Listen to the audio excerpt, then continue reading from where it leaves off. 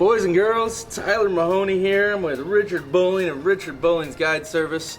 We were out shooting some video for Truman Lake Fishing Intel today.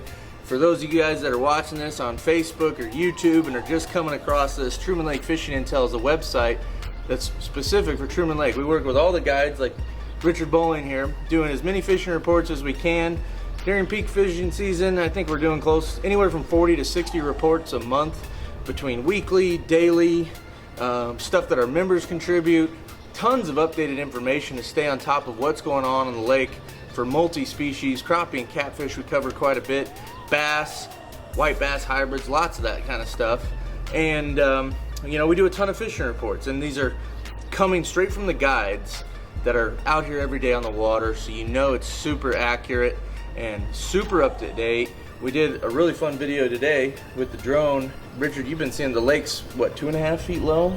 It's 2.5 feet low right now, and I presume it's going to go a little bit lower as well. Yeah, and we're going to do some research. We're going to find out how low they've had it in the past, but we shot some really interesting drone videos showing the cut through down here below Bucksaw, and had Richard drive through with his boat, and we videoed it, so you'll see that in a separate video, exactly where you can make it through that cut through without hitting something.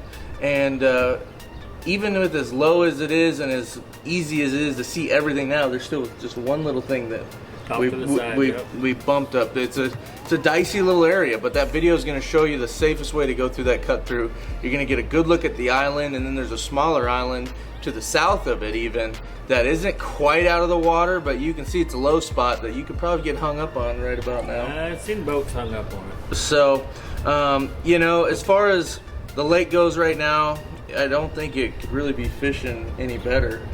Lake's in good shape. You know, we're 2.5 feet low. See a lot of trees, you know, that you've never seen in years past. Some guys, and good time to get out, set waypoints. These fish are on these road beds, these tree rows, isolated trees, main lake flats in general, just covered water and tree to tree. And a lot of times I'm finding stuff. I had my graph on this morning marking stuff. We're finding new stake beds, new brush piles, and they've all got fish in them. Yeah, we found a heck of a stake bed today. And we fished pretty shallow today. I think as deep as I saw on your graph was 12 feet of water. 12 feet. We got up as shallow as 5.5, 6 feet of water, and there was more crappie in shallow than there was out deep. But the size wasn't quite as big. But there's keeper fish there. But the good fishing right now is about 9 to 12 foot of water. Yeah.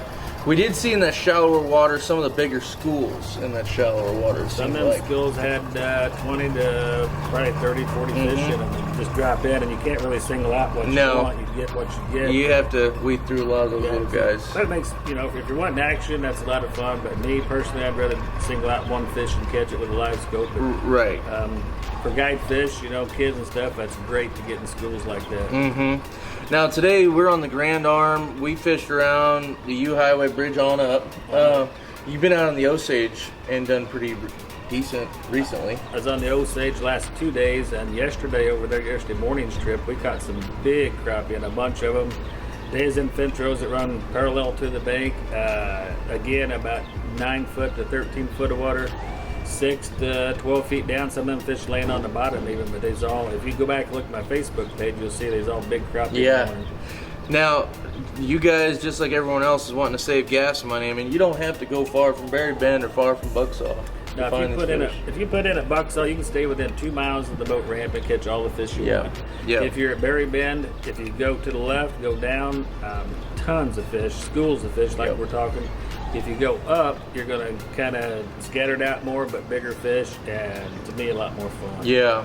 Now, let me ask you this. So, time of day, it's super, super hot. A lot of folks probably don't want to get out in the afternoons, but have you noticed you're still doing 2 trips a day a lot of the time? Is there a better bite in the morning when it's still a little bit cooler, or has it been good all day long? It's been good all day long, but I will say yesterday afternoon on the Osage, I chose to go down just to try to catch numbers, and it wasn't as good a bite, wasn't as fast a bite. Caught our fish, but had to cover a little more water and spend a little more time. Yeah. So I guess maybe the name of the game for the next 10 days, looking at the forecast, is maybe try to get out there and beat the heat early, and you might get a little bit better bite, get done quicker. Beat the heat, it's going to get hot. Water temperature's been roughly 85 to 88 degrees. It'll hit almost 90 this afternoon. Yeah. And then the water clarity is also looking pretty good here in the Grand and the Osage. Yeah, the Osage actually looks a little bit better than the Upper Grand, but it's all very fishable. You can see down anywhere from 7 inches down to 2 feet, depends on where you're at on the jar. But yeah, the water's very fishable. Well, and I think down the lower end too, in the dam area, we're talking, I mean, several feet of clarity in some of those spots down there. And huge schools of fish. Yeah. Now down there, the name of the game's a little bit different. I mean, there is still some of that pull timber and stuff that you can be dipping, but a lot more brush piles. It seems like a lot of core piles, and you can find them on your lake map. Yep. You can drive right to them, and they're loaded with fish as well. Just same thing. There's a lot of little fish with them. Yeah. Well, and you don't have to fish real deep in brush piles down there either. I mean, 10 to 15 feet of water. You have a brush pile that comes up 3 to 5 feet off the bottom, drop right to that brush pile, and exactly like what we saw today with these big schools of fish. And we talked about this in a report with Richard at the end of last week. When you get in these big schools, you can drop that bait and just stop it 6 inches above that school, and there's going to be several that come out for it. And we saw that today, and that's the same thing that happens in those brush piles. Same thing, and it's kind of weird, but you can drop it that live scope, and you can see all them fish. And when you drop it, you stop it right above them. Sometimes the fish from way down in the school come shooting through and eat that. They know that bait's coming. And, you know, the hungry fish is going to run out and eat it. The other one's just going to sit there or spook off. Now, I know we were using those rosy red minnows today. Are you still of the opinion that a regular shiner is better? For me, the shiner's the best. Yeah. We got rosy reds, that's all we've got to fish with, and we caught a good mess of fish just playing around. So they do work, but I don't believe you get quite the amount of bites that you would with a shiner. Sure. Well, and we bring that up, some folks might not even know what the heck we're talking about with that. It's a matter of supply. I mean, Bucksaw, that's what they've got right now. Right. So, you know, if you're going to go find some regular shiners somewhere else, it's got to be somewhere else because Bucksaw doesn't have them, or a whole lot of them right now. But anyway, that's pretty much that on a really good crappie update lake-wide here on Truman Lake from Clinton to Warsaw, Missouri. Again, Truman Lake Fishing Intel, we talk about this stuff every single day. There's tons of videos.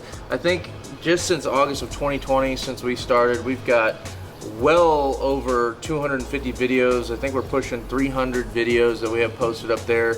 We have 1,100 fishing reports in less than 2 years from these experts. You're not going to find a more updated, detailed fishing report anywhere. Facebook groups are great, but you just never know how accurate it's going to be with people hemming and hawing in those groups. With our website, you know you're getting straight from the experts information, and you know it's accurate and timely, and you can go out and apply that to the pattern that you want to find and go out and catch them. So if you haven't heard of us, check us out at TrumanLakeFishingIntel.com. For everyone else who already knows about us, follows us on social media, follows us, or is a member online, we appreciate you tremendously. It helps us keep doing this every single day. And be sure to check out Richard Bowling online. Call him for a trip. You're going to come out, you're going to catch a limit, and it usually doesn't take too long. But usually you can beat the heat if you really work at it. Yep. So thank you guys for watching. Richard, what's the best way to get a hold of you? Give me a call at 660-351-5361. Awesome. All right, guys, we'll catch you on the next one.